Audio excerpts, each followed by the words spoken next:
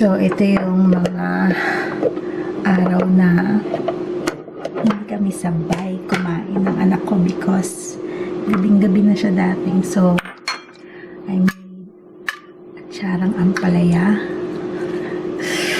Grabe. Nag-crave ako dito. And I have my period.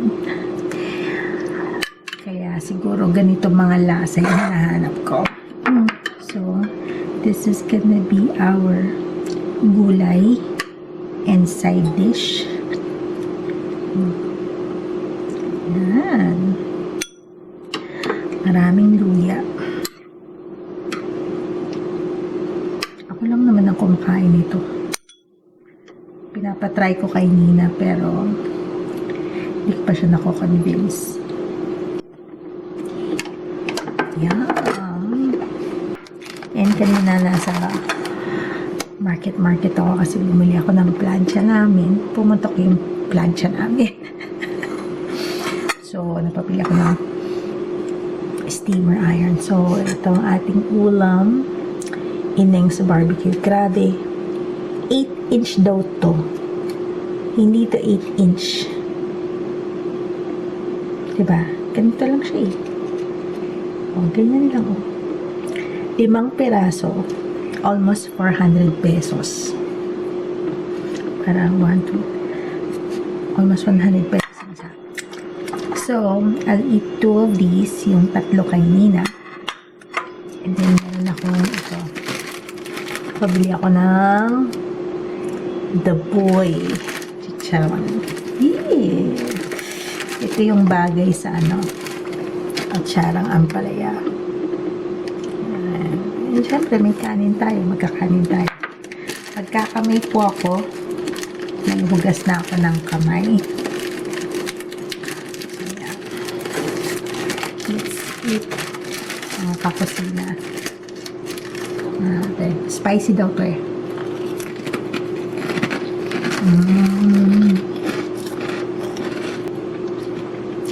Sarap talaga ng chicharon na yan. Okay. Let's have our barbecue. Pinatanggal ko na sa stick kasi ayoko magbiyahe na may stick.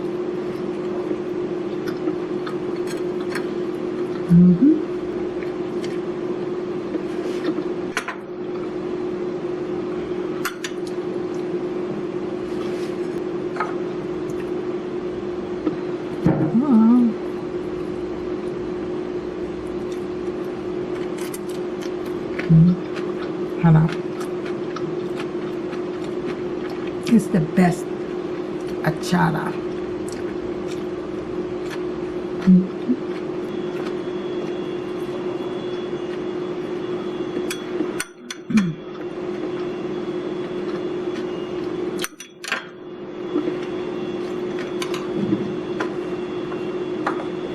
Dami ko nagawa today. May work ako in an hour.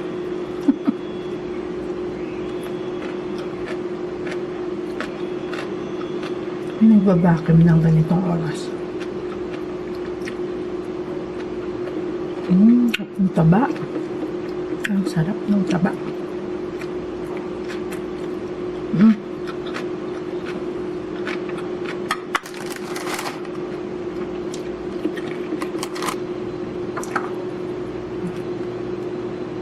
Atsara ampalaya with chicharon.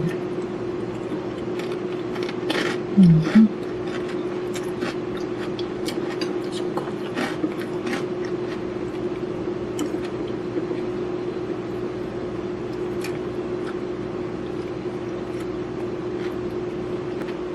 May binili pala ako.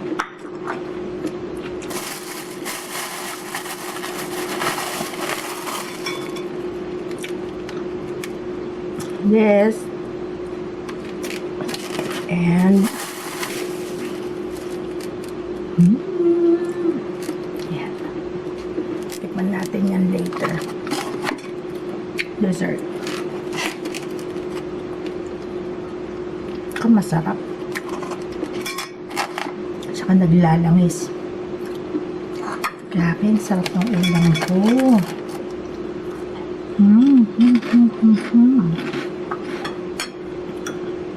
Paubos na.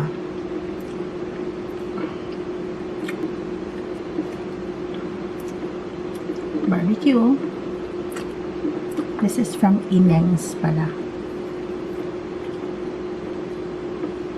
Ineng's barbecue.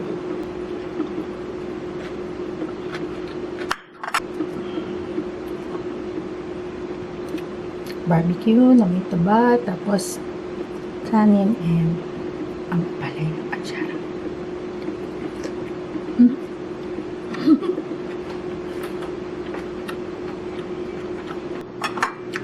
Sarap.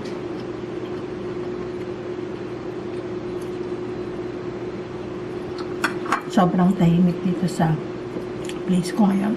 Wala mga sasakyan, wala mga tricycle, wala mga motor na may mga may ingay na tambucho.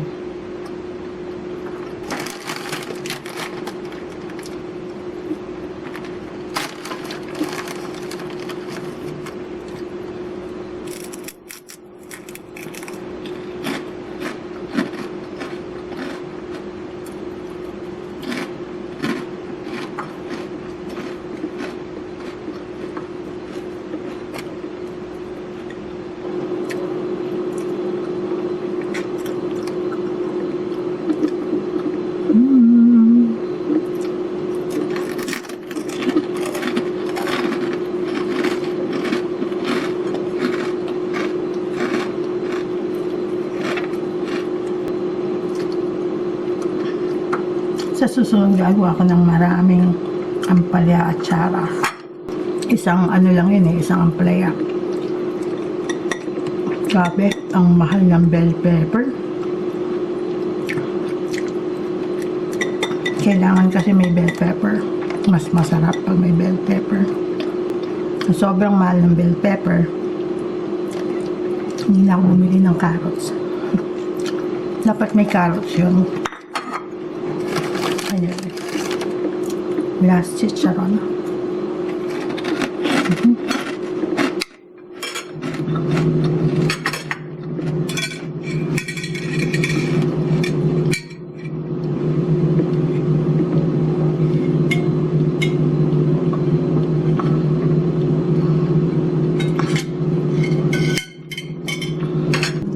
Barbecue ni Nina. Tapos kung gusto niya ito, pwede naman. So, tip, para hindi siya kumunat, ilagay niyo siya sa ref. Hindi naman natin maubos yung kakanin, so, lalagyan natin siya sa isang lalagyan. Okay. Hindi ako fan ng kakanin dati, pero ngayon, gusto ko na siya. Ang kinakain ko lang ng mga native cakes nun, tupig, puto kalasyaw, yung kutsinta ng kalasyaw. May kinakain ako noon sa amin, sa kamiling patupat. Pero bihira na kasi gumagawa ng masarap na ganun. Minsan madaya. Parang akala mo niluto talaga sa yun, yung cane sugar na buo, yung tagapulot, pero hindi. I don't know what this is called, pero siya masarap. Pero ita-transfer ko na muna sa lagayan.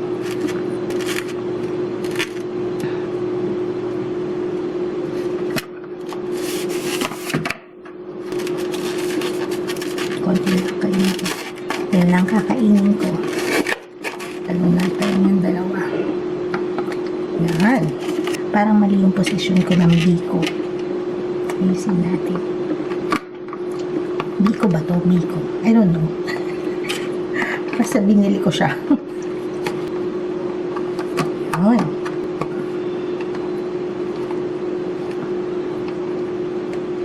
Yan.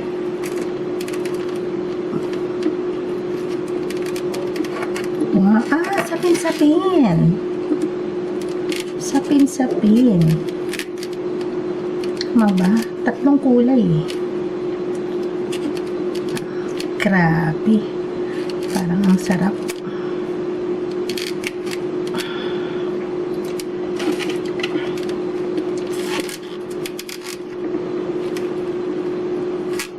Sapin-sapin nga.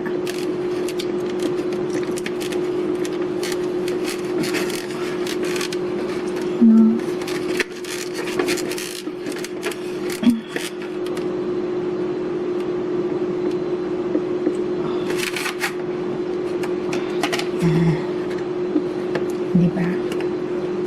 Yan, sapin-sapin. Hindi ko. Pero itatago na natin yan kasi man natin makakain. Okay.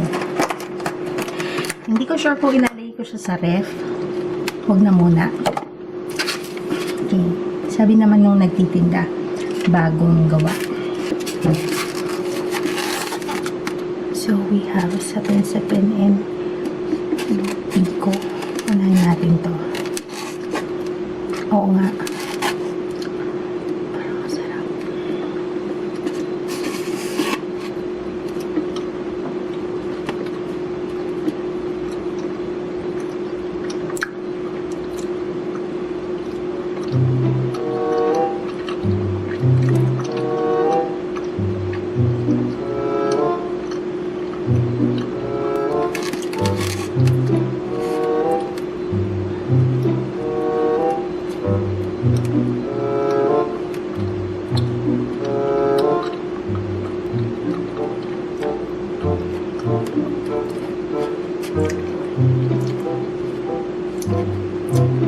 Parang matabang.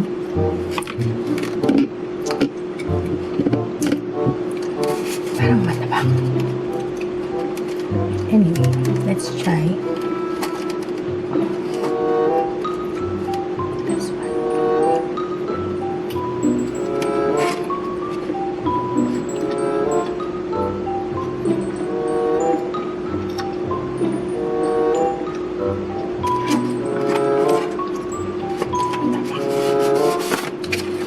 Matabang.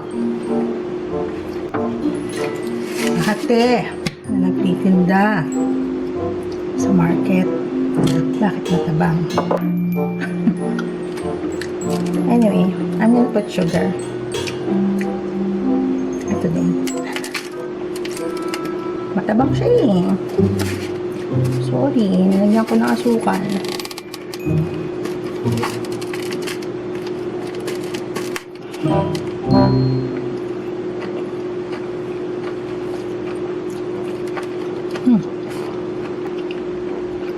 Okay na.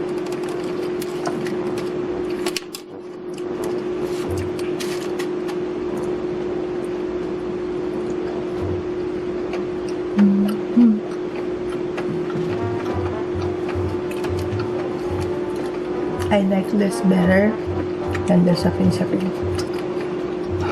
Kailan ko lang sa tamis. Anyway,